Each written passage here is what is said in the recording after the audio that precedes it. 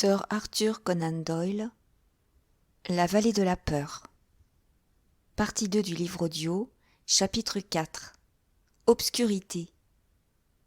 À 3 heures du matin, le chef détective du Sussex, répondant à l'appel urgent du sergent Wilson de Birlstone, arriva de son quartier général dans une légère charrette anglaise.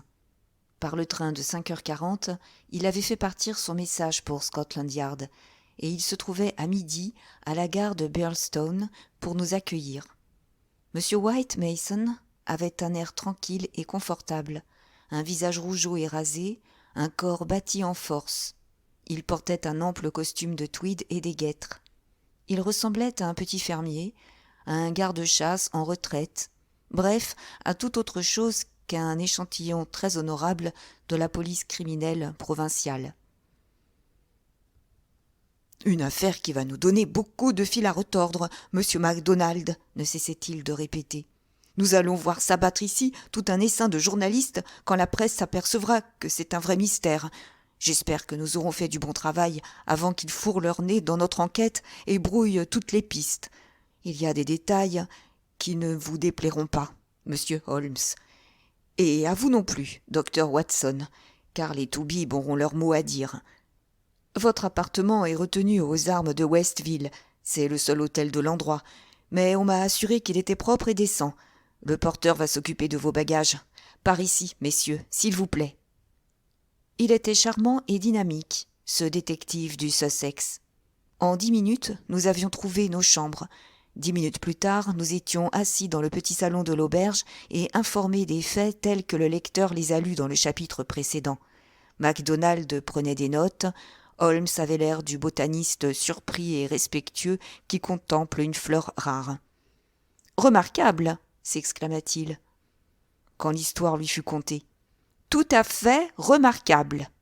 Je ne me rappelle guère d'affaires ayant présenté un aspect aussi singulier. »« Je pensais bien qu'elle vous enchanterait, monsieur Holmes, » dit White Mason, ravi. « Nous ne sommes pas en retard sur notre époque, dans le Sussex. Je vous ai exposé la situation telle que je l'ai apprise du sergent Wilson entre 3 et 4 heures du matin. Ma parole, ma vieille jument a bien trotté. Mais je n'avais pas besoin de tant me presser, puisque dans l'immédiat, je ne pouvais rien faire. Le sergent Wilson était en possession de tous les faits. Je les ai vérifiés, j'y ai réfléchi, et j'ai légèrement complété leur collection. « Vous avez du neuf ?» interrogea avidement Holmes. « Voilà. D'abord, j'ai examiné le marteau. Le docteur Wood m'y a aidé. Nous n'avons relevé dessus aucune trace de violence. J'espérais que, si M. Douglas s'était défendu avec le marteau, nous aurions pu relever un indice quelconque. Mais le marteau ne présentait aucune tache. »« Cela ne prouve rien du tout, » fit remarquer l'inspecteur MacDonald. « De nombreux crimes commis à coups de marteau n'ont laissé aucune trace sur le marteau. »« C'est exact. Mais s'il y avait eu des taches, elles nous auraient aidés. Le fait est qu'il n'y en avait pas. Puis, j'ai examiné le fusil. Il avait été chargé de chevrotine. D'autre part, ainsi que l'avait remarqué le sergent Wilson, les 2 détentes avaient été attachées ensemble, de telle sorte qu'en appuyant sur la détente postérieure, les 2 canons se déchargeaient simultanément. L'inventeur de ce procédé était certainement bien résolu à ne pas rater son homme. Le fusil scié n'avait pas plus de 65 cm de long. Il était donc facilement transportable sous un manteau. Le nom complet du fabricant n'y figurait pas, mais les lettres « Penn » étaient gravées sur la cannelure entre les 2 canons. Le reste du nom avait été scié. Un P majuscule, avec une enjolivure au-dessus, et un E et un N plus petit, s'enquit Holmes. En effet, Pennsylvania Small Arm Company, firme américaine bien connue, dit Holmes. White Mason eut, pour mon ami, le regard que lance le petit médecin de campagne au spécialiste de Harley Street, qui d'un mot résout le problème qui l'embarrassait. « Voilà un grand pas de fait, monsieur Holmes, vous avez sûrement raison. Merveilleux, merveilleux. Gardez-vous dans votre mémoire les noms de tous les fabricants d'armes du monde entier ?» Holmes écarta le sujet d'un geste de la main. « Sans aucun doute, c'est un fusil de chasse américain, reprit White Mason. J'ai lu quelque part qu'un fusil de chasse scié était une arme utilisée dans certaines régions de l'Amérique. Il y a de fortes présomptions pour que l'individu qui s'est introduit dans le manoir et qui a tué le maître de maison soit un Américain. MacDonald hocha la tête. « Mon cher, vous allez trop vite, dit-il. Je n'ai pas encore eu la preuve qu'un étranger s'était effectivement introduit dans le manoir. La fenêtre ouverte, le sang sur l'appui de la fenêtre, le carton bizarre, des traces de souliers dans le coin, le fusil. Rien là-dedans qui n'ait pu être arrangé d'avance. Monsieur Douglas était américain, ou du moins, il avait longtemps vécu en Amérique. Monsieur Barker également. Vous n'avez pas forcément besoin d'introduire un Américain de l'extérieur pour trouver une explication à ces détails américains. Ames, le maître d'hôtel, est-il digne de confiance? Il est resté 10 ans en place chez Sir Charles Chandos, aussi solide qu'un roc. Il est chez les Douglas depuis leur installation au manoir, c'est-à-dire depuis 5 ans. Il n'a jamais vu un fusil pareil dans la maison. Ce fusil n'était pas destiné à être exhibé. C'est la raison pour laquelle les canons avaient été sciés. Il aurait tenu dans n'importe quelle boîte. Comment Ames peut-il jurer qu'il n'y avait pas dans la maison un fusil de ce genre? En tout cas, il ne l'a jamais vu. MacDonald secoua sa tête obstinée. « Je ne suis pas encore convaincu de la présence d'un étranger, dit-il. Je vous prie de réfléchir à ce qui découle de la supposition que ce fusil aurait été apporté par quelqu'un de l'extérieur et que l'individu en question aurait agi comme vous me l'avez dit. Voyons, c'est inconcevable. C'est un défi au bon sens. J'en appelle à vous, monsieur Holmes, en jugeant par ce que nous venons d'apprendre. Eh bien, procédez à votre déposition, monsieur Mac, fit Holmes de sa voix la plus juge d'instruction. Le meurtrier n'est pas un vulgaire cambrioleur, en supposant qu'il s'agisse d'un individu venu de l'extérieur. L'histoire des bagues et le carton semble indiquer un meurtre prémédité pour je ne sais quelle raison privée. Très bien. Voici donc un homme qui se glisse dans une maison avec l'intention délibérée de commettre un crime. Il sait, bien entendu, qu'il se heurtera à une difficulté pour s'échapper, puisque le manoir est entouré d'eau. Quelle arme choisira-t-il donc? Vous me répondrez, naturellement, une arme silencieuse. Ce faisant, il pourrait espérer, une fois son crime accompli, se glisser rapidement par la fenêtre, barboter dans la douve, puis s'enfuir tranquillement. Cela, je l'admettrais. Mais ce qui est incompréhensible, c'est qu'il ait choisi l'arme la plus bruyante qui soit au monde, sachant parfaitement que la détonation provoquera instantanément l'irruption de tous les habitants de la maison sur les lieux, et que, selon toute vraisemblance, il sera découvert avant d'avoir pu franchir la douve. Cette thèse est-elle plausible, monsieur Holmes?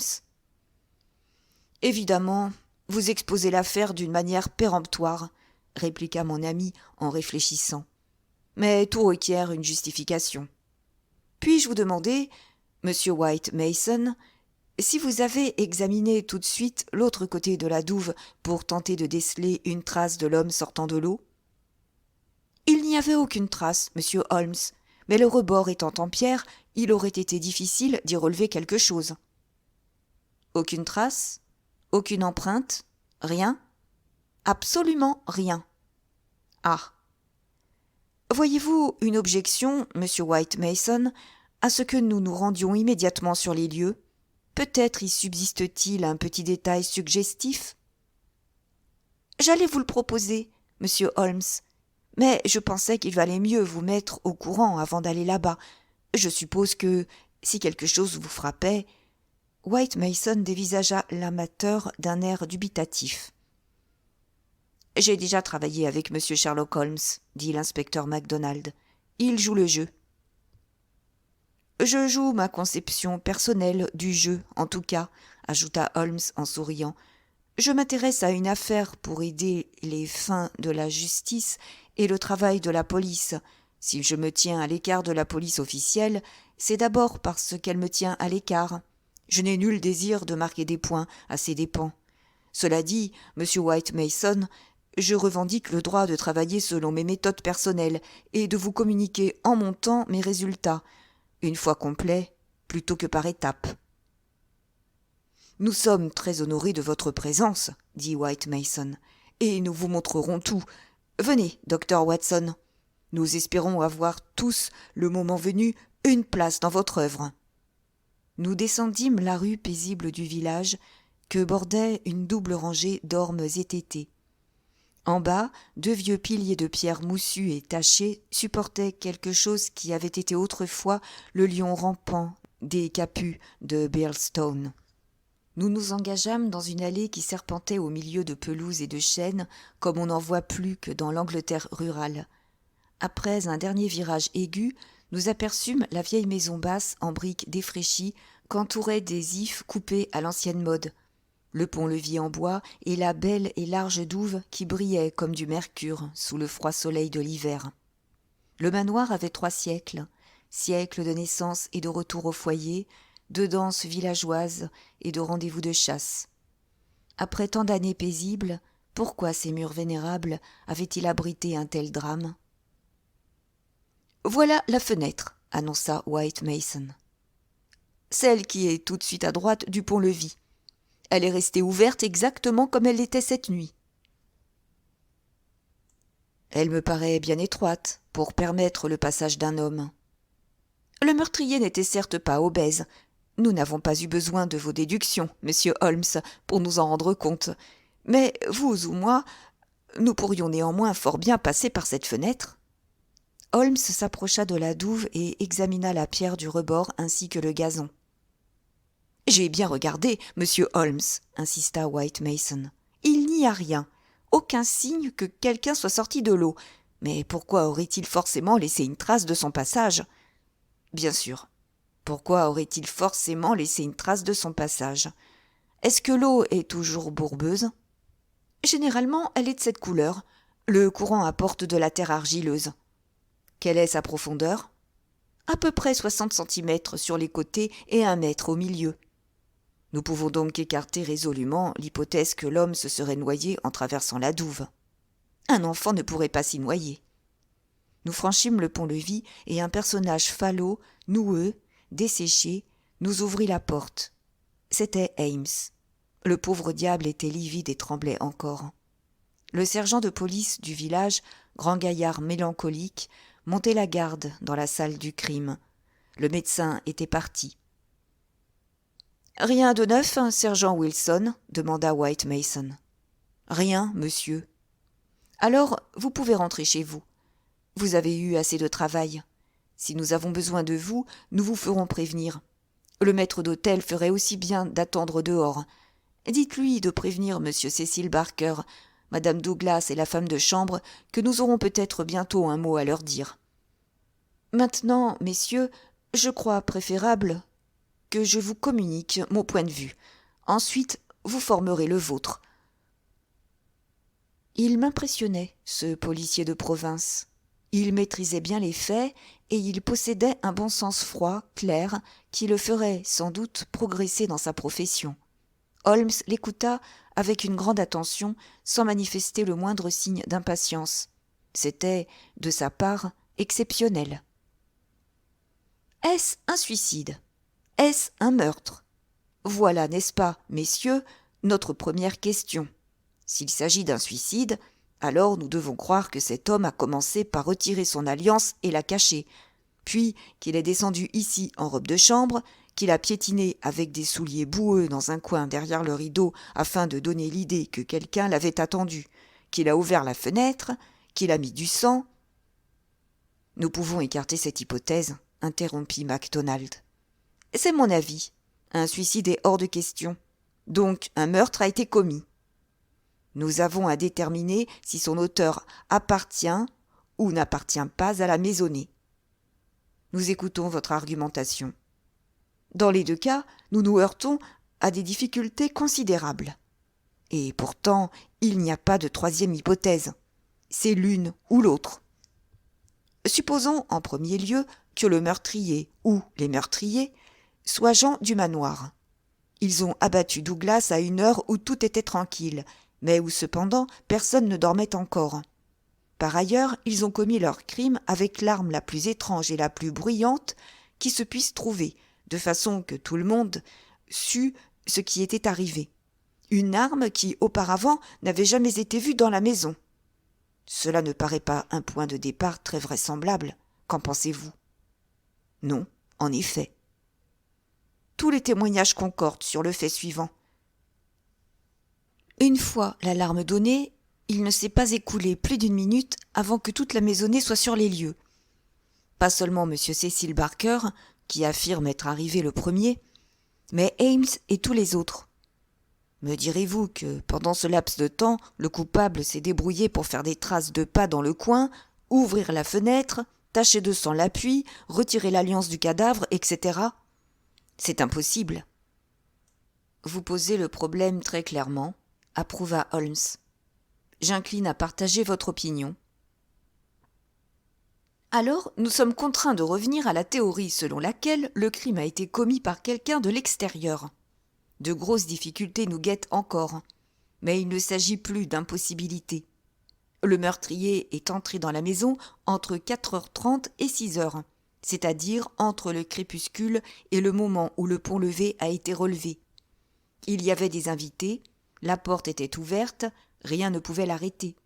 Peut-être était-ce un vulgaire cambrioleur, peut-être avait-il une rancune personnelle contre M. Douglas, puisque M. Douglas a passé une grande partie de son existence en Amérique, et puisque ce fusil de chasse semble être d'origine américaine, l'hypothèse de la rancune personnelle est la plus vraisemblable.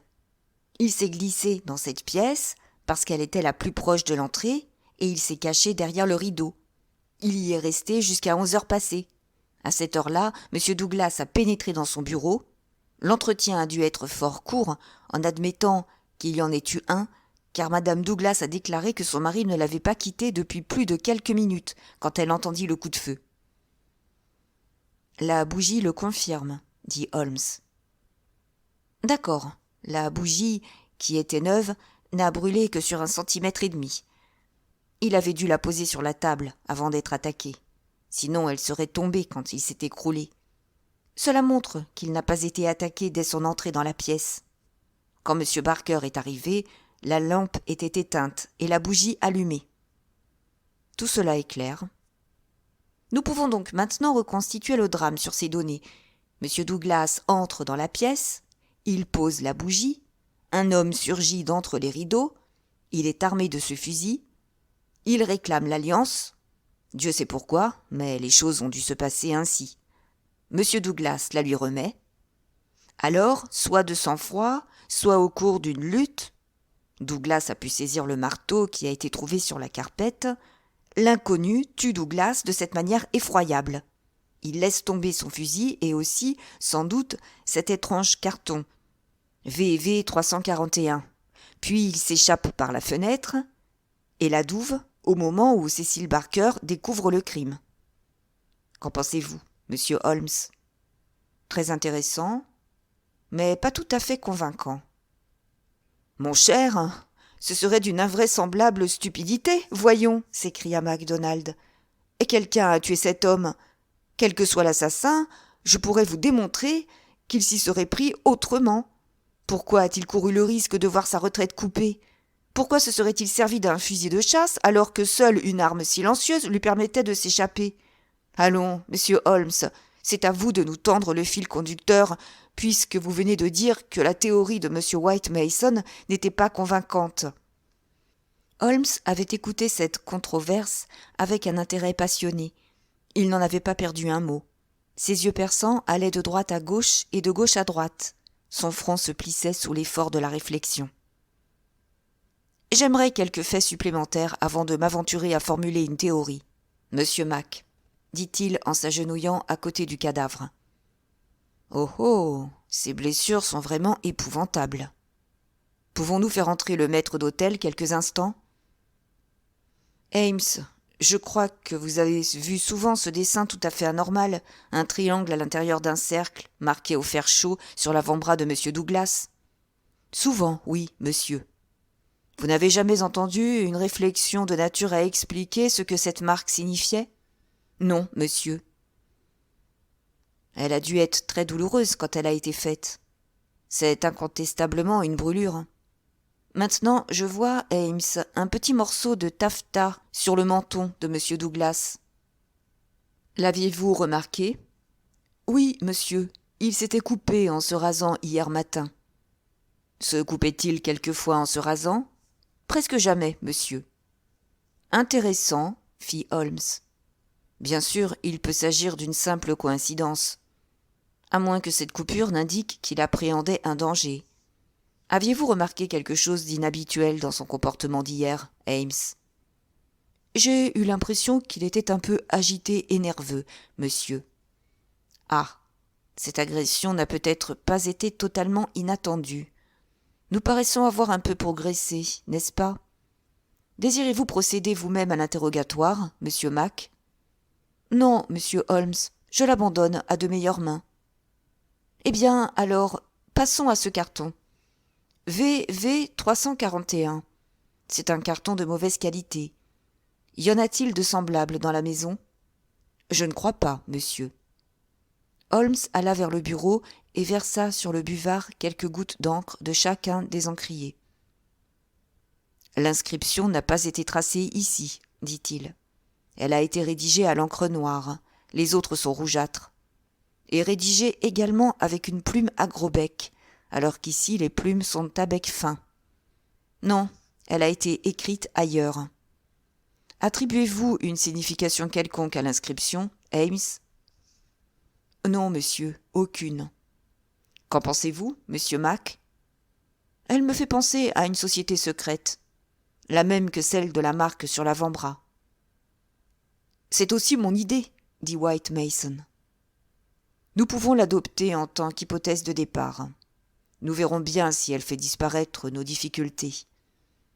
Un membre d'une société secrète pénètre dans le manoir, attend M. Douglas, lui fracasse la tête en tirant à bout portant, puis s'échappe par la douve après avoir laissé auprès de la victime un carton qui, publié par les journaux, avertira les autres membres de la société que la vengeance a été accomplie.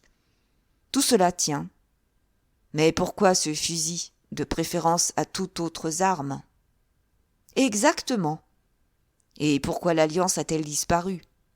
D'accord. Et pourquoi n'a-t-on arrêté personne ? Il est 14 heures maintenant.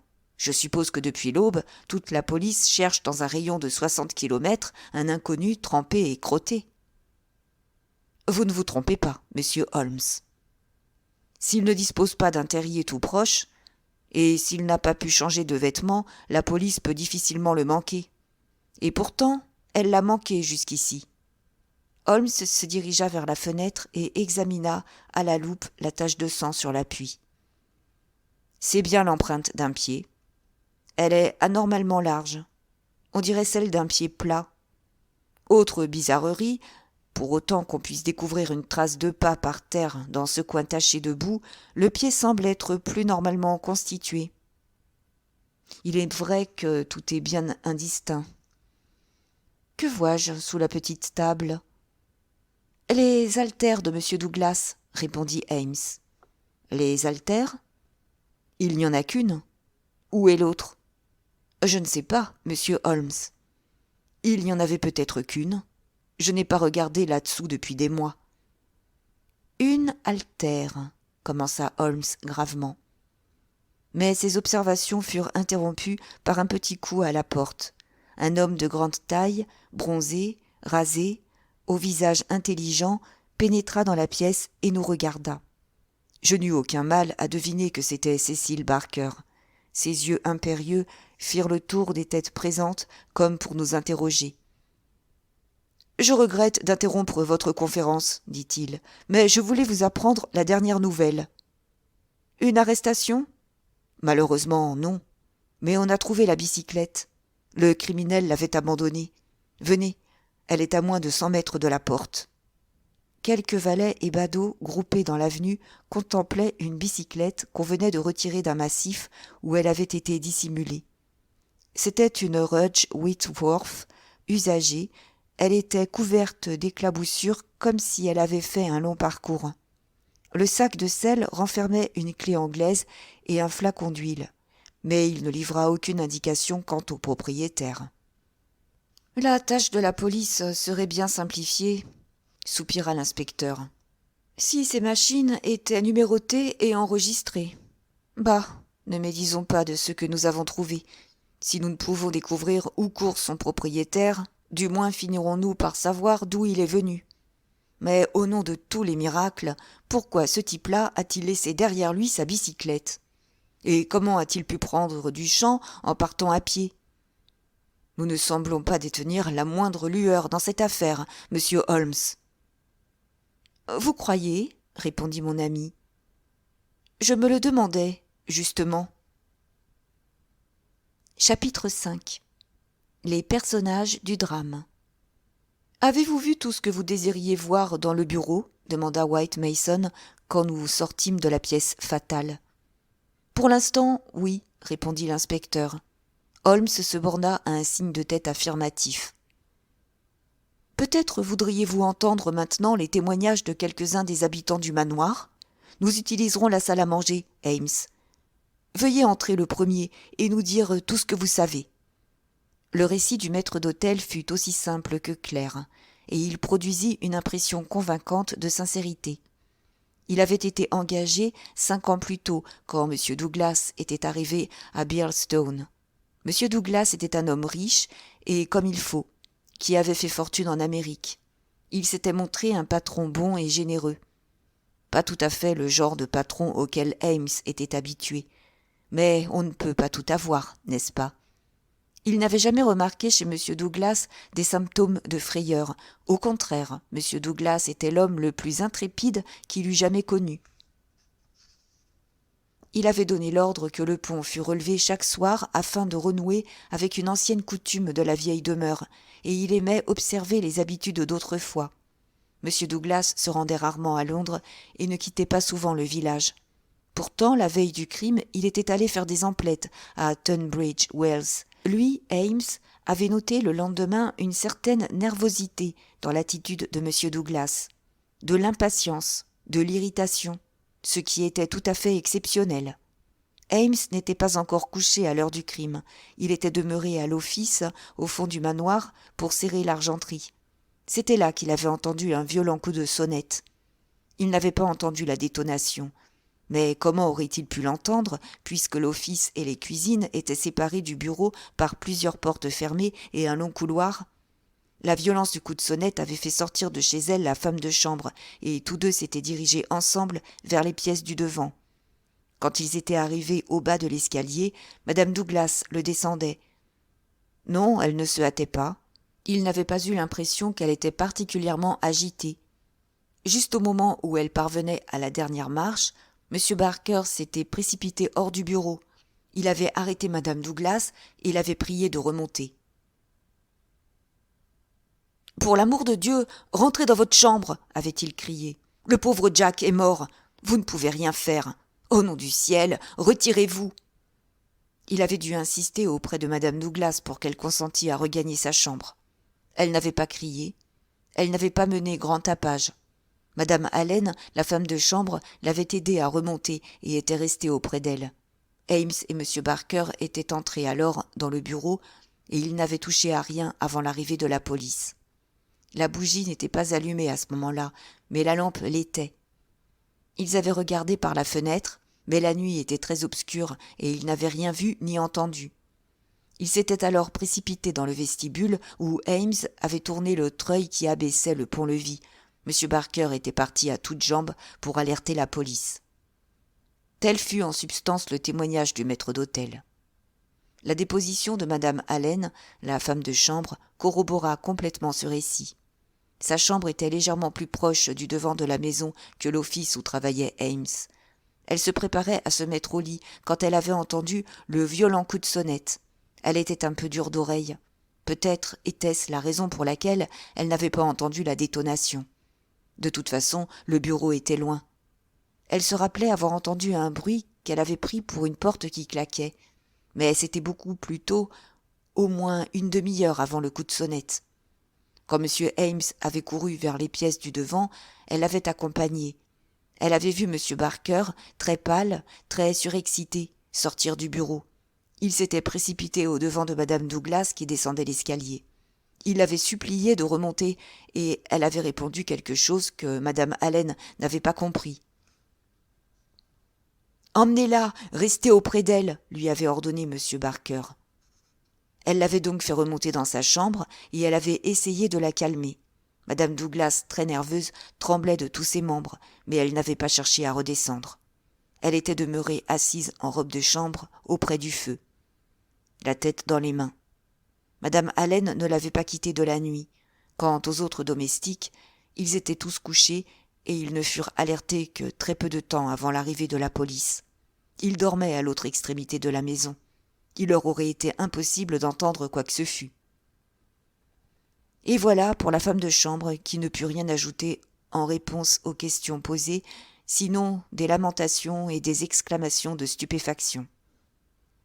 M. Cecil Barker lui succéda. En ce qui concernait les événements de la nuit, il avait très peu de choses à ajouter à ce qu'il avait déjà dit au sergent Wilson. Personnellement, il était persuadé que le meurtrier s'était enfui par la fenêtre. Selon lui, la tache de sang ne permettait pas d'en douter. D'ailleurs, comme le pont était relevé, il n'avait pas d'autre moyen de s'échapper. Il ne pouvait pas s'expliquer comment l'assassin avait pu disparaître, ou pourquoi il n'avait pas pris sa bicyclette, en admettant que ce fût la sienne. Il ne s'était certainement pas noyé dans la douve, puisqu'elle n'avait nulle part plus d'1 mètre de profondeur. Il professait sur le meurtre une opinion très précise. Douglas était peu communicatif. Il ne parlait jamais de certains chapitres de sa vie. Il avait émigré en Amérique, venant d'Irlande, alors qu'il était jeune homme. Il avait réussi et Barker avait fait sa connaissance en Californie. Il s'était associé dans une concession minière qui avait été un grand succès et qui était située dans un endroit appelé Benito Canyon. Brusquement, Douglas avait vendu sa part et était parti pour l'Angleterre. À l'époque, il était veuf. Barker avait réalisé son argent un peu plus tard et il était venu vivre à Londres. Voilà comment ils avaient renoué leur relation d'amitié. Douglas lui avait donné l'impression qu'un danger planait au-dessus de sa tête, et Barker avait toujours pensé que son brusque départ de Californie et aussi son installation dans cet endroit paisible de l'Angleterre étaient en rapport avec ce danger. Il s'était imaginé qu'une société secrète, organisation implacable, s'acharnait sur les traces de Douglas et n'aurait de cesse qu'elle l'eût supprimé. Quelques remarques de son ami avaient fait germer cette idée dans sa tête, bien que Douglas ne lui eût jamais dit quelle était cette société ni comment il s'en était fait une ennemie. Il supposait que l'inscription sur le carton se référait à cette société secrète. « Combien de temps êtes-vous resté avec Douglas en Californie » demanda l'inspecteur MacDonald. « 5 ans environ. »« Il était célibataire ?»« Veuf. »« Savez-vous d'où venait sa première femme ?»« Non, je me rappelle l'avoir entendu dire qu'elle était d'origine suédoise, et j'ai vu son portrait. C'était une très belle femme. Elle mourut de la typhoïde au cours de l'année qui précéda notre rencontre. » Vous ne situez pas son passé dans une région définie de l'Amérique ? Il m'a parlé de Chicago. Il connaissait bien cette ville et il y avait travaillé. Il m'a également parlé des districts miniers de charbon et de fer. Il avait beaucoup voyagé. S'occupait-il de politique ? Cette société secrète avait-elle un but politique ? Non, la politique ne l'a jamais intéressé. Vous ne pensez pas qu'il pouvait s'agir d'une société criminelle ? Absolument pas. Je n'ai jamais connu d'homme plus droit, plus net. Sur sa vie en Californie, pouvez-vous nous donner des détails particuliers ? Il préférait rester dans notre concession dans les montagnes. Il ne se rendait dans les endroits habités que lorsqu'il y était obligé. Voilà pourquoi j'avais pensé que quelqu'un le poursuivait. Quand il est parti si soudainement pour l'Europe, j'en ai eu en quelque sorte la confirmation. Je crois qu'il avait dû recevoir un avertissement. Moins d'1 semaine après son départ, une demi-douzaine d'hommes se sont présentés. Ils le recherchaient. Quel genre d'hommes ?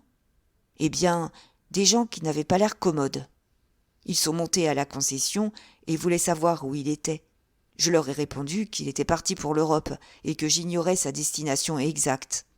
Ils ne lui voulaient pas du bien, c'était facile à voir. Ils étaient américains ? Californiens ? Californiens. Je n'en sais rien. Mais américains, sûrement. Ce n'étaient pas des mineurs. Je ne sais pas qui ils étaient, mais j'ai été rudement content quand ils m'ont montré leur dos. Cela remonte à 6 ans, presque 7. Et vous aviez passé 5 ans ensemble en Californie. Cette affaire de société secrète remonterait donc à 11 ans au moins. En effet. Il faut qu'il s'agisse d'une haine bien tenace pour s'obstiner si longtemps, d'une haine qui ne doit pas avoir des mobiles insignifiants. Je pense qu'elle a assombri toute sa vie. Elle était sans cesse présente à son esprit. Mais si un homme est menacé d'un danger, et s'il sait lequel, ne pensez-vous pas que normalement il se tourne vers la police pour être protégé ? Peut-être s'agissait-il d'un danger contre lequel la police ne pouvait rien. Il y a une chose qu'il faut que vous sachiez. Il ne sortait jamais sans armes. Il avait toujours son revolver dans sa poche. Par malchance, il était hier soir en robe de chambre et il avait laissé son revolver dans sa chambre. Quand le pont était relevé, il se croyait sans doute en sécurité. « J'aimerais un peu plus de précision dans les dates, » dit MacDonald. « Il y a 6 bonnes années que Douglas a quitté la Californie. Vous l'avez imité l'année suivante, n'est-ce pas ? » « En effet. Et il est marié depuis 5 ans. Vous êtes donc rentré en Angleterre à l'époque de son mariage ? 1 mois avant. J'étais son témoin. Connaissiez-vous Madame Douglas avant son mariage ? Non, j'avais quitté l'Angleterre depuis 10 ans. Mais vous l'avez beaucoup vue depuis. Barker regarda le détective avec une grande fermeté. Je l'ai vu, lui, beaucoup, depuis son mariage, répondit-il. Si je l'ai vue, elle, c'est parce qu'on ne peut pas séjourner chez un homme sans connaître sa femme. Si vous imaginez qu'il y a je ne sais quel lien... Je n'imagine rien, monsieur Barker. Je suis tenu de rechercher tout ce qui peut se rapporter à l'affaire. Mais je ne veux offenser personne. Il y a des recherches blessantes, répliqua sèchement Barker. Nous ne voulons que des faits. Il est de votre intérêt et de l'intérêt de tous qu'il soit clairement établi. Est-ce que M. Douglas approuvait totalement votre amitié avec sa femme ? Barker pâlit et il serra convulsivement ses mains puissantes.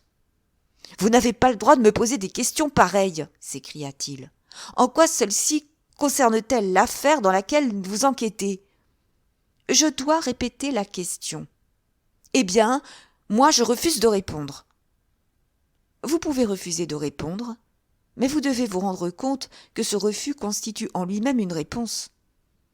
Car vous ne refuseriez pas de répondre si vous n'aviez pas quelque chose à cacher. Barker demeura immobile un moment, avec son visage tendu et ses gros sourcils noirs froncés. Puis il se détendit et nous regarda en souriant. « Après tout, je vois, messieurs, que vous faites uniquement votre devoir, et que je n'ai pas à m'y opposer. Je vous prierai seulement de ne pas tourmenter là-dessus Madame Douglas, car elle a suffisamment de chagrin en ce moment. Je peux vous dire que le pauvre Douglas était affligé d'un défaut. D'un seul défaut, d'ailleurs, la jalousie. Il m'aimait beaucoup, je n'ai jamais eu de meilleur ami, et il était très attaché à sa femme. Il était content quand je venais ici, il me réclamait quand je ne venais pas. Si cependant sa femme et moi parlions ensemble, ou si une sorte de sympathie se manifestait entre nous, une vague de jalousie le submergeait, et il s'emportait jusqu'à me dire des choses effroyables. Plus d'une fois, j'ai juré que je ne remettrais plus les pieds ici. Mais quand je le boudais, il m'écrivait des lettres si repentantes, si gentilles, que je ne pouvais plus lui en vouloir. Vous pouvez m'en croire, messieurs, et ce sera mon dernier mot.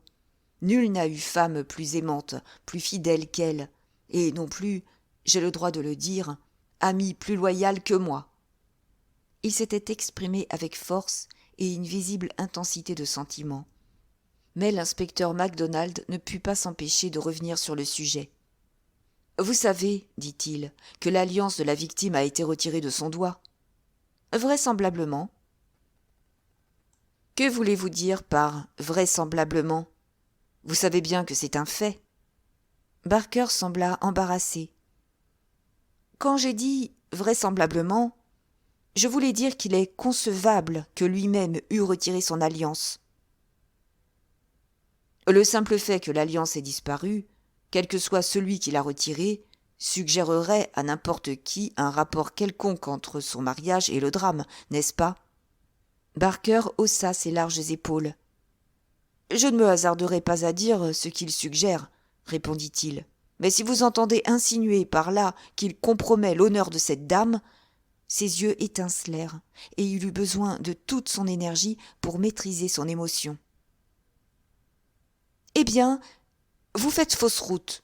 Voilà tout. »« Je ne crois pas que j'aie pour l'instant autre chose à vous demander, » dit froidement MacDonald. « Un petit détail, » intervint Sherlock Holmes. « Quand vous êtes entré dans le bureau, il n'y avait qu'une bougie allumée sur la table, n'est-ce pas ? » ?»« Oui. » « C'est à la lueur de cette bougie que vous avez vu qu'un terrible événement s'était produit ? » ?»« En effet. » »« Vous avez aussitôt sonné pour donner l'alarme ? » ?»« Oui. » »« Et on est arrivé au bout de très peu de temps. » »« Moins d'1 minute après, je pense. » »« Et cependant, quand les gens sont arrivés, ils ont trouvé la bougie éteinte et la lampe allumée. N'est-ce pas étonnant ? » À nouveau Barker manifesta quelque embarras. « Je ne vois pas ce qu'il y a d'étonnant, monsieur Holmes, » répondit-il après un silence. « La bougie éclairait mal. Ma première pensée fut une meilleure lumière. La lampe était sur la table. Je l'ai allumée. »« Et vous avez éteint la bougie ? » ?»« Oui. » Holmes ne posa pas d'autres questions, et Barker, sur un dernier regard très ferme à chacun de nous, un regard de défi, me sembla-t-il, quitta la pièce. L'inspecteur MacDonald avait fait parvenir un billet à madame Douglas pour l'avertir qu'il la verrait dans sa chambre, mais elle avait répondu qu'elle descendrait dans la salle à manger. Elle entra à son tour. C'était une grande et belle femme de 30 ans, réservée et remarquablement maîtresse de ses nerfs, très différente de la silhouette tragique et effondrée à laquelle je m'attendais. Certes, elle avait le visage pâli et tiré d'une personne qui a subi un gros choc, mais elle était calme, et sa main délicate qui reposait sur le bord de la table ne tremblait pas plus que la mienne. Ses yeux tristes nous dévisagèrent l'un après l'autre, avec une expression curieusement interrogative. Puis ce regard inquisiteur fit place tout à coup à une question brusque. « Avez-vous enfin découvert quelque chose ?» Fût-ce un effet de mon imagination, il me sembla que la peur, plutôt que l'espoir, avait inspiré le ton. « Nous avons pris toutes les mesures nécessaires, madame Douglas, » répondit l'inspecteur. « Vous pouvez être sûre que rien ne sera négligé. »« N'épargnez pas l'argent, » dit-elle d'une voix éteinte. « Je désire que le maximum soit fait. »« Peut-être pourrez-vous projeter un peu de lumière sur l'affaire ?»« Je crains que non, mais je suis à votre disposition. » Nous avons entendu M. Cecil Barker nous dire que vous ne vous êtes pas rendu dans le bureau où le drame venait de se dérouler. Non, il m'a fait remonter l'escalier. Il m'a prié de regagner ma chambre. C'est cela. Vous aviez entendu la détonation et vous êtes descendu aussitôt ? J'ai passé ma robe de chambre et je suis descendu. Combien de temps s'est écoulé entre le moment où vous avez entendu la détonation et celui où vous avez été arrêté au bas de l'escalier par M. Barker ? 2 minutes, peut-être. Il est difficile de calculer le temps dans des moments pareils. Il m'a supplié de ne pas entrer. Il m'a assuré que je ne pouvais plus rien faire. Puis madame Allen, la femme de chambre, m'a fait remonter l'escalier. Tout cela s'est passé comme dans un rêve épouvantable. Pouvez-vous nous donner une idée du temps qui s'est écoulé entre le moment où votre mari est descendu et celui où vous avez entendu la détonation ? Non, il venait de son cabinet de toilette et je ne l'ai pas entendu descendre. Il faisait le tour de la maison tous les soirs, car il avait peur d'un incendie. C'est la seule peur que je lui ai connue. Voilà justement le point où je voulais arriver, madame Douglas. Vous avez connu votre mari en Angleterre, n'est-ce pas ? Oui, nous nous étions mariés il y a 5 ans. N'avez-vous jamais entendu parler de quelque chose qui aurait eu lieu en Amérique et qui aurait pu entraîner la menace d'un danger ? Madame Douglas réfléchit sérieusement avant de répondre.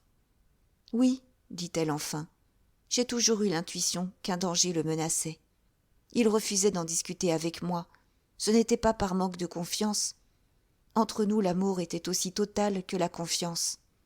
Mais il tenait essentiellement à m'épargner toute appréhension. Il pensait que si j'étais au courant, je m'inquiéterais.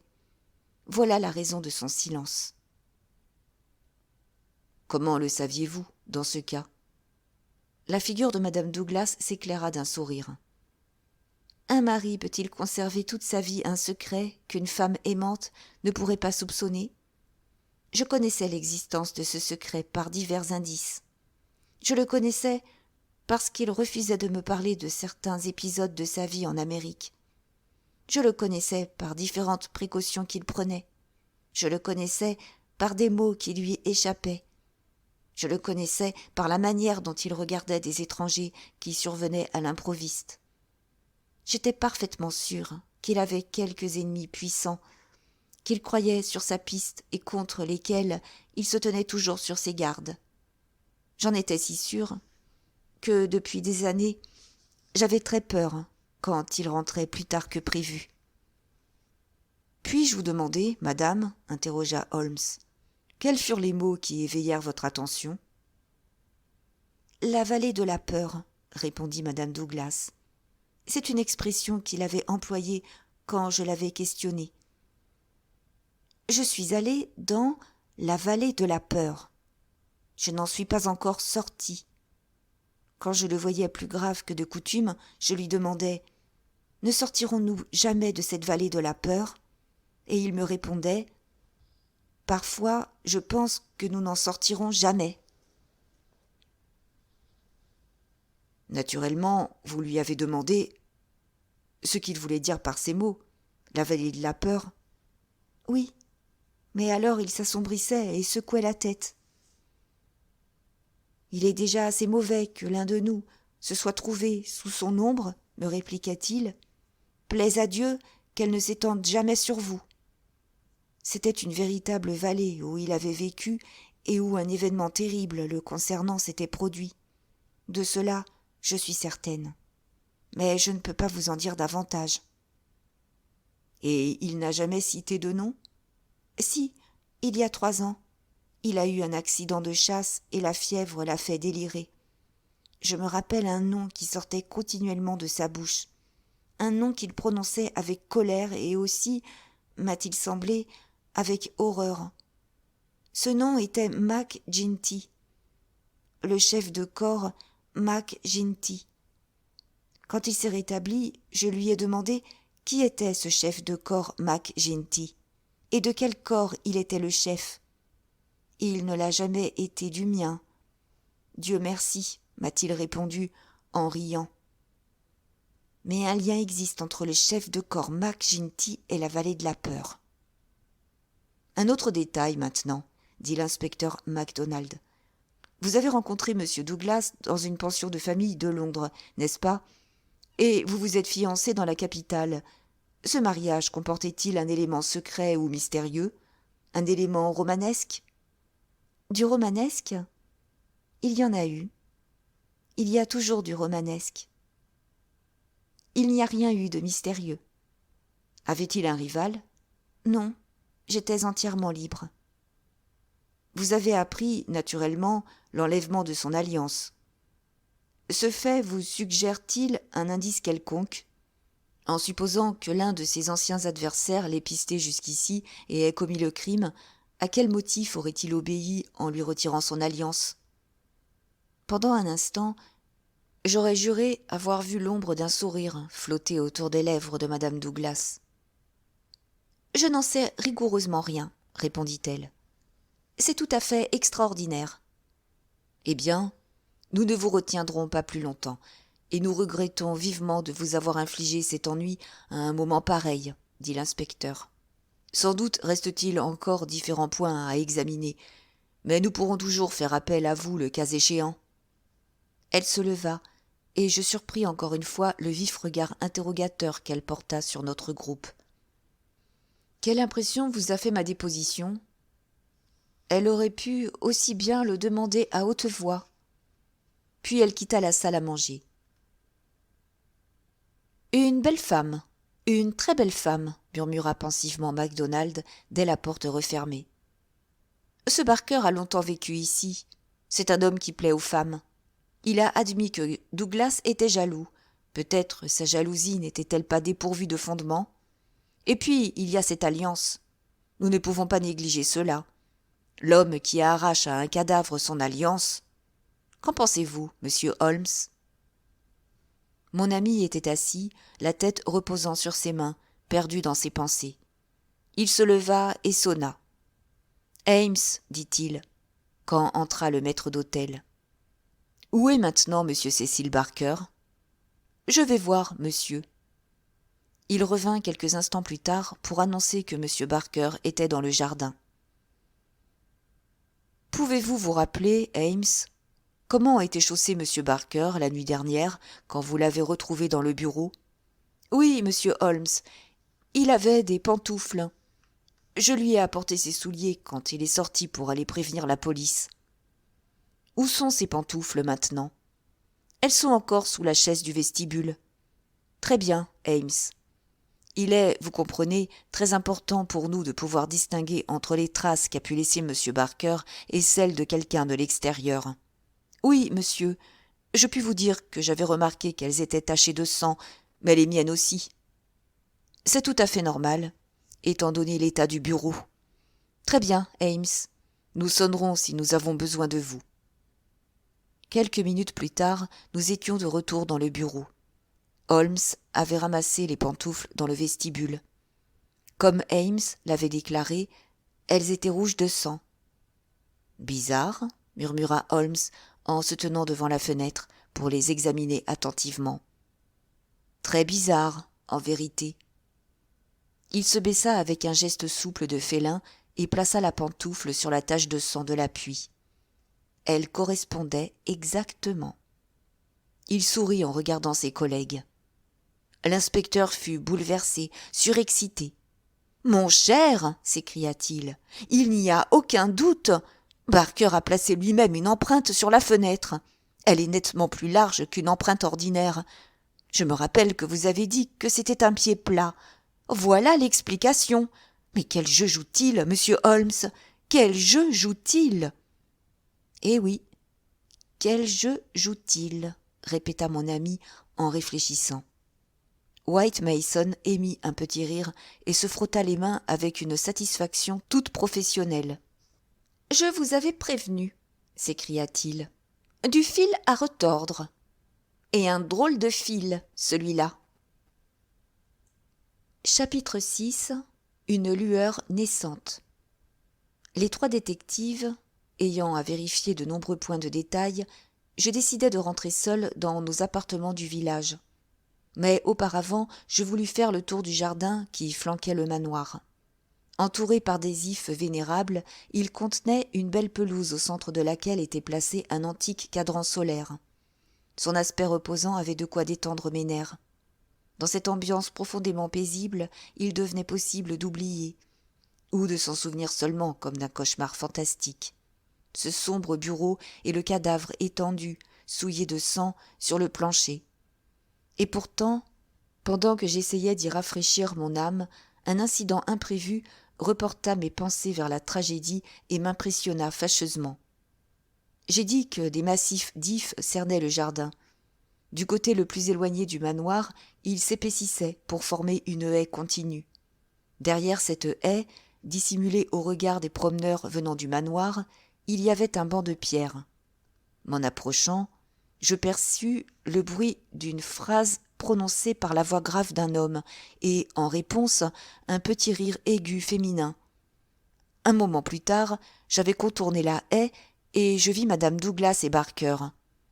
La physionomie de madame Douglas me stupéfia. Dans la salle à manger, elle s'était montrée grave et réservée. À présent, tout simulacre de chagrin avait disparu. Ses yeux pétillaient de la joie de vivre, et son visage frémissait encore du plaisir amusé qu'avait provoqué la phrase de son compagnon. Lui était assis, penché en avant, les mains jointes et les coudes sur les genoux. Un sourire éclairait son fier visage viril. Dès qu'ils me virent, mais un peu tard, ils reprirent un air solennel. Ils se chuchotèrent quelques mots brefs, puis Barker se leva et se dirigea vers moi. « Excusez-moi, monsieur, dit-il. » N'est-ce pas au docteur Watson que j'ai l'honneur de parler ?» Je saluai avec une froideur qui dut lui montrer, je pense, l'impression que j'avais ressentie.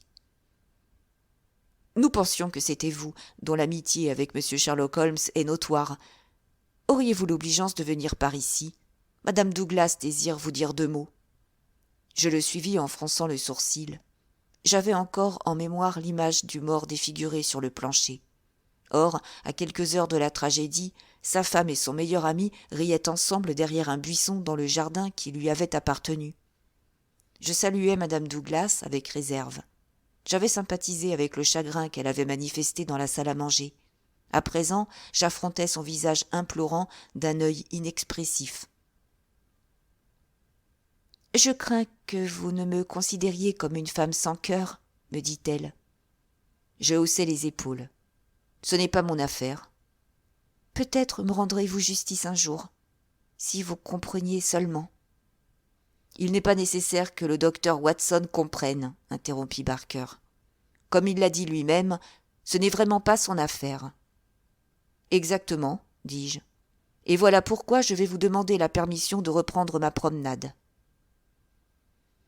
Un instant, docteur Watson, » s'écria madame Douglas. « Il y a une question à laquelle vous pouvez répondre avec plus d'autorité que n'importe qui au monde, et j'attends beaucoup de cette réponse-là. Vous connaissez M. Holmes et ses relations avec la police mieux que quiconque.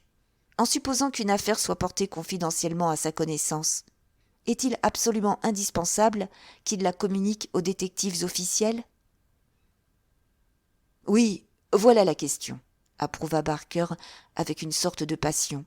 « Travaille-t-il pour lui seul ou est-il complètement associé avec eux ? » Je ne sais vraiment pas si je suis qualifié pour en discuter. « Je vous en prie. Je vous assure, docteur Watson, que vous nous aiderez, que vous m'aiderez grandement si vous nous renseignez sur ce point. » Il y avait dans la voix de madame Douglas un tel accent de sincérité que, sur le moment, j'oubliais toute sa légèreté et que je ne songeais plus qu'à lui faire plaisir. « Monsieur Holmes est un enquêteur indépendant, » lui dis-je. « Il est son propre maître et il agira selon son propre jugement. D'autre part, il ne peut que se montrer loyal envers les détectives officiels qui travaillent sur la même affaire, et il ne leur dissimulerait rien qui serait de nature à les aider à traduire un criminel devant la justice. Cela posé, je ne saurais vous en dire plus, et je vous renverrai à M. Holmes en personne si vous désiriez plus ample information. » Sur ces mots, je soulevai mon chapeau et je repris mon chemin en les laissant assis derrière la haie. Quand j'arrivai au bout des ifs, je me retournai. Ils continuaient à discuter entre eux. Comme ils me suivaient du regard, ma déclaration faisait certainement l'objet de leur entretien. « Je ne souhaite nullement leur confidence, » me répondit Holmes quand je lui fis part de ma conversation. Il avait passé tout l'après-midi au manoir avec ses 2 collègues et il était rentré vers 5 heures avec un appétit dévorant pour le thé que j'avais commandé. « Pas de confidence, Watson, » me répéta-t-il. « Elle serait bien encombrante si l'on en venait à une arrestation pour entente délictueuse et meurtre. » « Vous croyez que nous nous acheminons vers cela ? » Il était d'humeur charmante, débonnaire. « Mon cher Watson, quand j'aurai exterminé ce 4e œuf, je serai disposé à vous décrire toute la situation. Je ne dis pas que nous avons résolu l'énigme, loin de là. Mais quand nous aurons retrouvé l'altère manquante... » « L'altère ? Mon Dieu, Watson, est-il possible que vous n'ayez pas deviné que toute l'affaire tourne autour de cette altère absente ? Allons, allons, ne prenez pas une mine de chien battu. Car entre nous, je ne crois pas que l'inspecteur MacDonald ou l'excellent spécialiste local ait évalué à sa juste valeur l'importance exceptionnelle de ce détail. Une altère, Watson, une seule altère. Considérez un athlète avec une seule altère. Représentez-vous le développement unilatéral, le risque évident d'une déviation de la colonne vertébrale. C'est choquant, Watson. Choquant, voyons. Il avait la bouche pleine d'une tartine et ses yeux étincelaient de malice. Son appétit était un gage de succès, car je me rappelais certains jours et certaines nuits où il ne songeait ni à manger ni à boire, parce que son esprit butait sur un problème. Finalement, il alluma sa pipe et, installé au coin du feu de notre vieille auberge de campagne, il se mit à parler lentement et d'une façon un peu décousue, plutôt comme quelqu'un qui pense à haute voix que comme un détective faisant une déposition bien mûrie. Un mensonge, Watson. Un gros mensonge. Un mensonge énorme, flagrant, absolu. Voilà ce qui nous attendait dès l'abord. Voilà notre point de départ. Toute l'histoire de Barker est un mensonge. Mais l'histoire de Barker est corroborée par Madame Douglas. Donc, elle ment aussi. Tous deux mentent, dans une entente délictueuse. Aussi, nous trouvons-nous maintenant en face du problème simple que voici. Pourquoi mentent-ils ? Et quelle est la vérité qu'ils essaient, avec tant de soin, de nous cacher ? Tentons, Watson, vous et moi, de percer ce rideau de mensonges et de reconstituer la vérité. Comment sais-je qu'ils mentent ? Parce qu'ils ont édifié un échafaudage qui, tout bonnement, ne tient pas. Réfléchissez. Selon l'histoire qui nous a été contée, l'assassin a disposé de moins d'une minute après le crime pour prendre l'alliance, qui était sous une autre bague, pour replacer l'autre bague, chose qu'il n'aurait jamais faite, et pour déposer ce carton singulier auprès de sa victime. Je dis que c'est impossible. Vous pouvez ergoter et dire par exemple « Mais je respecte trop, Watson, votre jugement pour supposer que vous le ferez », que l'alliance a pu être retirée avant la mort de Douglas. Mais le fait que la bougie n'a pas brûlé longtemps montre que l'entretien a dû être bref. En outre, un homme comme Douglas, dont nous avons entendu vanter le courage intrépide, aurait-il retiré son alliance à la première injonction du meurtrier ? Et même, pouvons-nous imaginer qu'il s'en serait séparé devant le pire des risques ? Non, Watson. L'assassin est resté seul avec le cadavre quelque temps après avoir allumé la lampe. J'en suis sûr. Mais le coup de feu a été apparemment la cause de la mort. Donc, le coup de feu a dû être tiré un peu plus tôt qu'on ne nous l'a déclaré. Et dans une affaire pareille, il ne saurait s'agir d'une erreur involontaire. Nous nous trouvons par conséquent en présence d'une véritable entente délictueuse de la part des deux personnes qui ont entendu la détonation. Barker et la femme Douglas. Quand pour comble je suis en mesure d'établir que la tache de sang sur l'appui de la fenêtre a été délibérément disposée là par Barker afin d'induire la police en erreur, vous admettez que l'affaire prend des proportions inquiétantes pour lui. Maintenant, nous allons tenter de préciser l'heure réelle à laquelle le crime a été commis. Jusqu'à 10h30, les domestiques ont circulé dans le manoir. Donc, il n'a pas eu lieu avant 10h30. À 11h moins le quart, ils étaient tous rentrés chez eux, sauf Ames qui était à l'office. Après votre départ cet après-midi, je me suis livré à quelques expériences et j'ai constaté qu'aucun des bruits que faisait MacDonald dans le bureau ne parvenait à l'office quand toutes les portes étaient fermées. Il en est différemment, toutefois, de la pièce où loge la femme de chambre. Elle n'est pas loin du corridor. De chez elle, j'ai pu vaguement entendre un bruit de voix quand on parlait très fort. Le son d'une détonation est jusqu'à un certain point étouffé quand le coup est tiré à bout portant, et ça a été incontestablement le cas. Elle n'a sans doute pas été bien bruyante. Tout de même, dans le silence de la nuit, elle aurait dû être perçue dans la chambre de madame Allen. Elle nous a dit qu'elle était un peu dure d'oreille.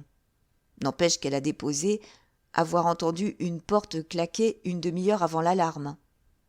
Une demi-heure avant l'alarme. Cela fait 11h moins le quart.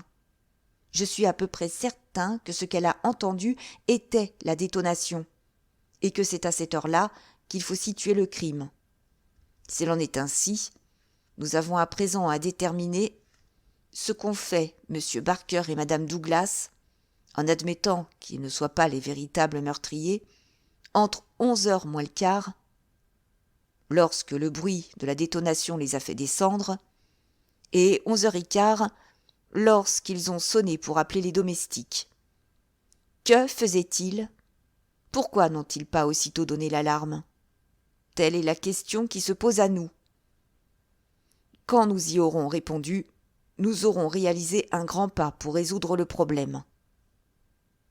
Quant à moi, dis-je, je suis convaincu qu'il existe une complicité entre ces deux personnes.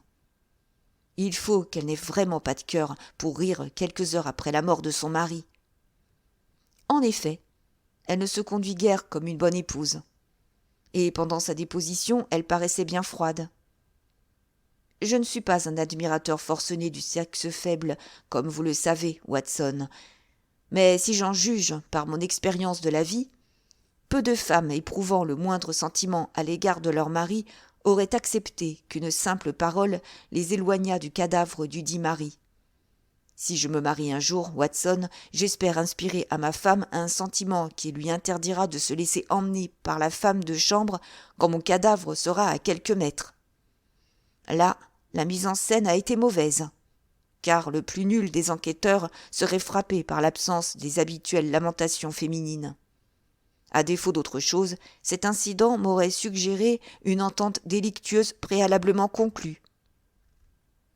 Vous pensez donc, en définitive, que Barker et Madame Douglas sont coupables du meurtre ?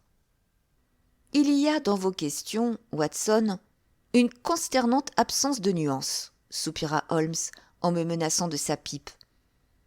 Elle m'arrive comme autant de boulets de canon. Si vous voulez dire que Madame Douglas et Barker connaissent la vérité sur le crime et s'entendent pour la cacher, alors je puis vous répondre avec certitude « oui ». Mais votre conclusion, beaucoup plus terrible, ne me paraît pas tout à fait aussi démontrée. Examinons un instant les difficultés que nous avons à surmonter en chemin.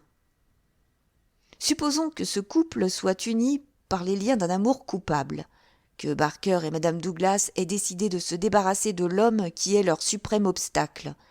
C'est une supposition audacieuse, car une enquête discrète auprès des domestiques et des gens du pays ne permet absolument pas de l'établir. Au contraire, tout semble indiquer que les Douglas étaient très unis. De cela, je suis sûr que non, dis-je, en me rappelant le beau visage souriant que j'avais vu dans le jardin. Au moins, il donnait cette impression. Supposons par conséquent que le couple coupable était extraordinairement astucieux, suffisamment pour tromper tout le monde et pour conspirer la mort du mari. Il se trouve que celui-ci, sur la tête duquel planait un certain danger, hypothèse qui nous a été suggérée par eux seuls. Holmes réfléchit. « Je vois, Watson. Vous êtes en train de bâtir une théorie selon laquelle tout ce qu'ils disent est faux depuis le commencement. Selon vous, il n'y a jamais eu de menace latente, ni de société secrète, ni de valet de la peur, ni de chef de corps, monsieur je ne sais qui. Considérons ce que nous apportent vos dénégations. Ils inventent cette théorie pour expliquer le crime. Puis, ils ont l'idée de laisser une bicyclette dans le parc afin de prouver l'existence d'un étranger. La tache sur l'appui de la fenêtre participe de la même idée. De même, le carton sur le cadavre qui aurait pu être préparé au manoir. Tout cela cadre avec votre hypothèse, Watson. Mais maintenant, nous tombons sur le mauvais angle, sur des bouts de faits qui ne cadrent plus. Pourquoi un fusil scié ? Et pourquoi un fusil américain ? Comment aurait-il pu avoir la certitude que le coup de feu ne serait entendu de personne ? C'est pur hasard, en effet, que Madame Allen ne soit pas sortie de sa chambre à cause de cette porte qui aurait claqué. Pourquoi votre couple coupable aurait-il agi de la sorte, Watson ? J'avoue que je ne peux pas l'expliquer. Et puis, si une femme et son amant s'entendent pour tuer le mari, vont-ils afficher leur crime en retirant son alliance après sa mort ? Est-ce une éventualité probable, Watson ? Non. Et encore ceci. Si vous aviez eu l'idée de laisser une bicyclette dissimulée à l'extérieur, ne l'auriez-vous pas écartée en réfléchissant que le détective le plus obtus dirait tout naturellement qu'il s'agit d'une feinte ? puisque la bicyclette était la première chose dont le fugitif avait besoin pour réussir sa fuite. Je ne conçois pas d'explication. Et cependant, aucune combinaison d'événements n'échappe à l'explication humaine. Une sorte d'exercice mental, sans aucune garantie de vérité, m'indique une ligne possible qui correspond aux faits. C'est, je le confesse, un travail de pure imagination. Mais combien de fois l'imagination ne s'est-elle pas révélée mère de la vérité ? Supposons qu'il existait un secret coupable, un secret réellement honteux, dans la vie de ce Douglas. Cela aboutit à son assassinat par quelqu'un de l'extérieur, je suppose un vengeur. Ce vengeur, pour un certain motif que j'avoue être encore impuissant à préciser, a subtilisé l'alliance du mort. La vendetta pourrait raisonnablement remonter au premier mariage de Douglas, ce qui justifierait le vol de l'alliance. Avant que ce vengeur ait pu fuir, Barker et Madame Douglas sont entrés dans le bureau. L'assassin a pu les convaincre que son arrestation entraînerait la publication d'un scandale abominable. Ils se sont ralliés à cette idée et ont préféré le laisser fuir. Dans ce but, ils ont probablement abaissé le pont-levis, ce qu'ils pouvaient faire sans bruit, et ils l'ont relevé ensuite. L'assassin a donc pu s'échapper et, pour une raison que j'ignore, il a pensé qu'il valait mieux partir à pied qu'à bicyclette. Il a donc laissé son vélo là où celui-ci ne risquait pas d'être découvert avant qu'il ait pris du champ. Jusque-là, nous sommes dans les limites du possible, non ? C'est possible, sans doute, répondis-je sans conviction. Nous devons nous rappeler, Watson, que ce qui s'est passé sort à coup sûr du banal. Reprenons mon hypothèse. Le couple, pas forcément un couple coupable, réalise, après le départ du criminel, qu'il s'est placé dans une situation délicate. Car comment prouver qu'ils n'ont pas tué, ou qu'ils n'étaient pas de connivence avec le criminel ? Rapidement, et assez maladroitement, ils ont arrêté leur décision. Barker a placé l'empreinte de sa pantoufle tachée de sang sur l'appui de la fenêtre pour suggérer le mode d'évasion du meurtrier. De toute évidence, eux seuls avaient entendu la détonation. Ils ont donc donné l'alarme, mais une bonne demi-heure après l'événement. Et comment vous proposez-vous de prouver tout cela ? D'abord, il s'agit d'un étranger. Je ne désespère pas qu'il soit arrêté, ce qui serait la meilleure des preuves. Mais sinon, eh bien, les ressources de la science sont loin d'être épuisées. Je pense qu'une soirée seule dans ce bureau m'aiderait beaucoup. Une soirée là-bas tout seul ? J'ai l'intention d'y aller tantôt.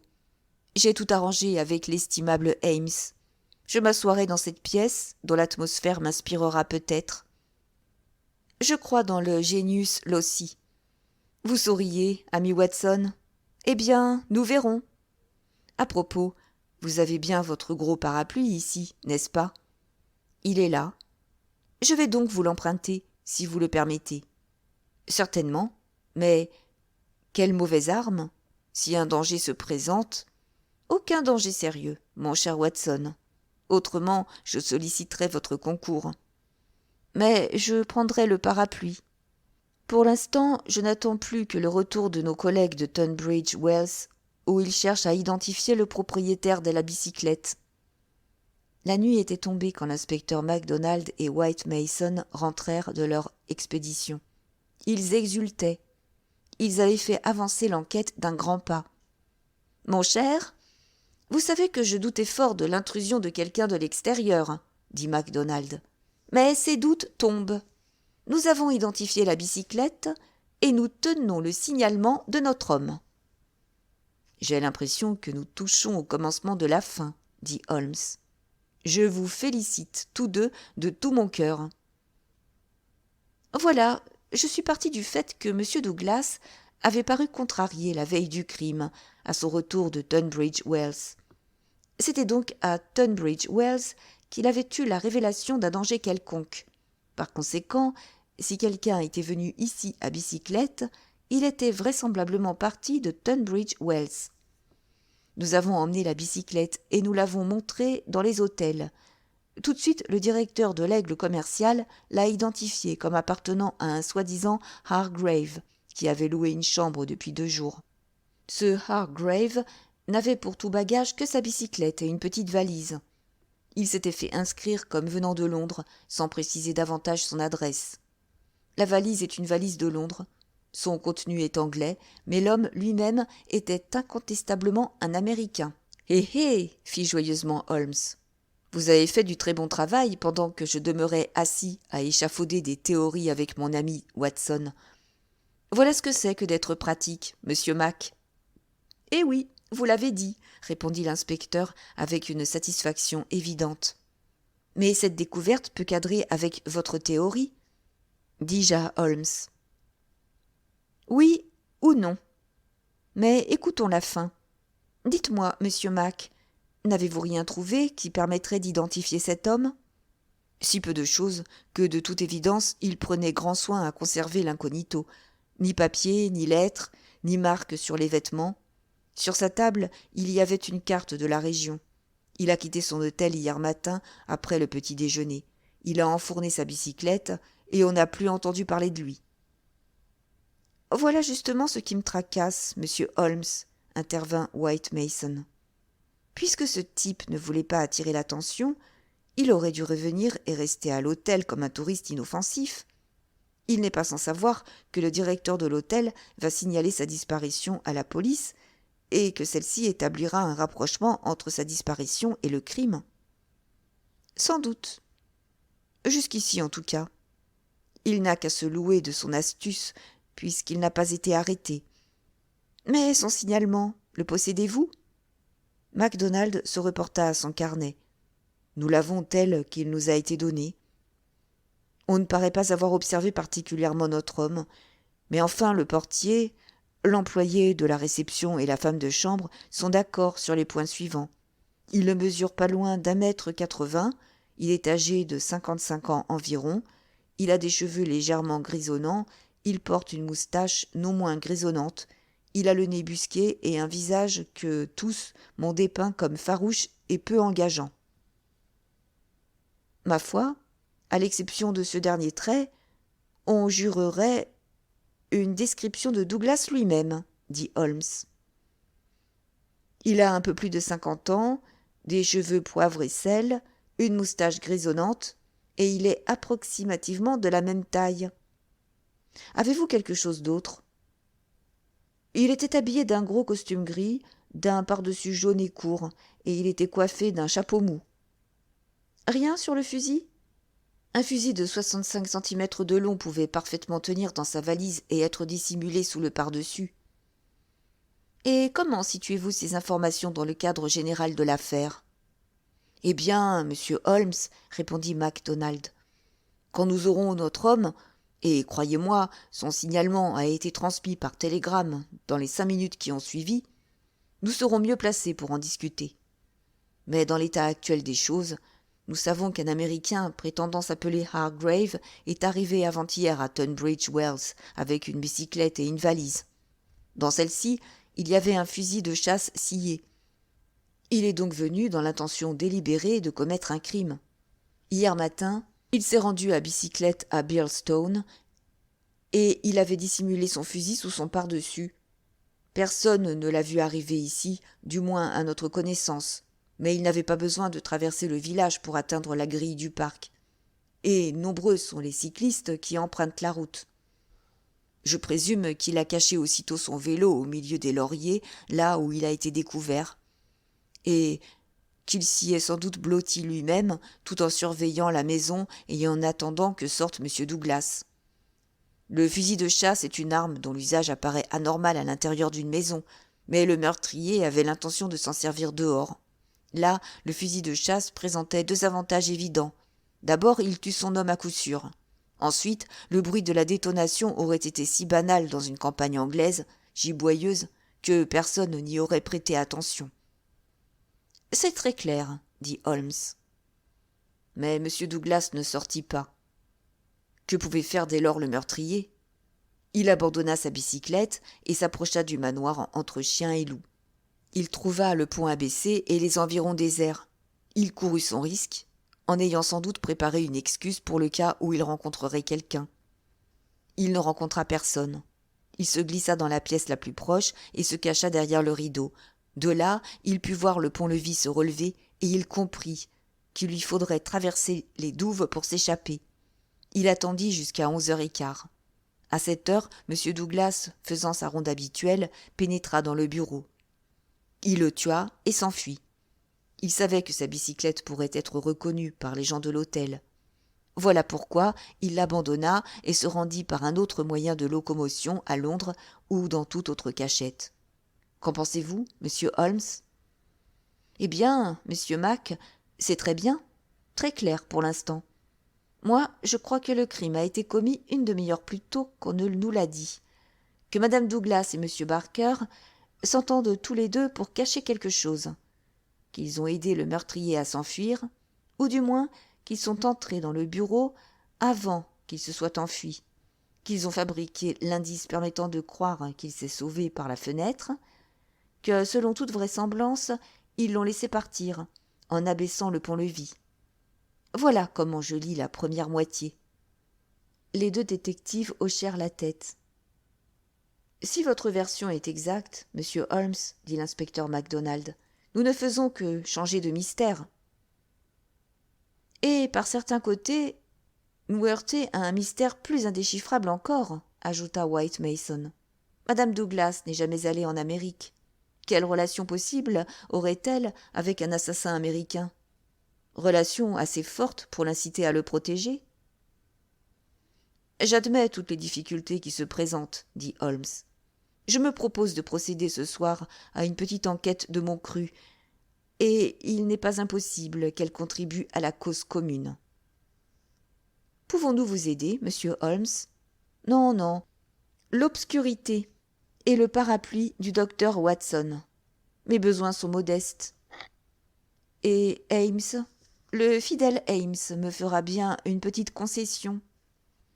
Toutes mes pensées convergent invariablement sur le même problème de base. Pourquoi un athlète développe-t-il ses muscles avec un instrument aussi anormal qu'une seule et unique haltère ?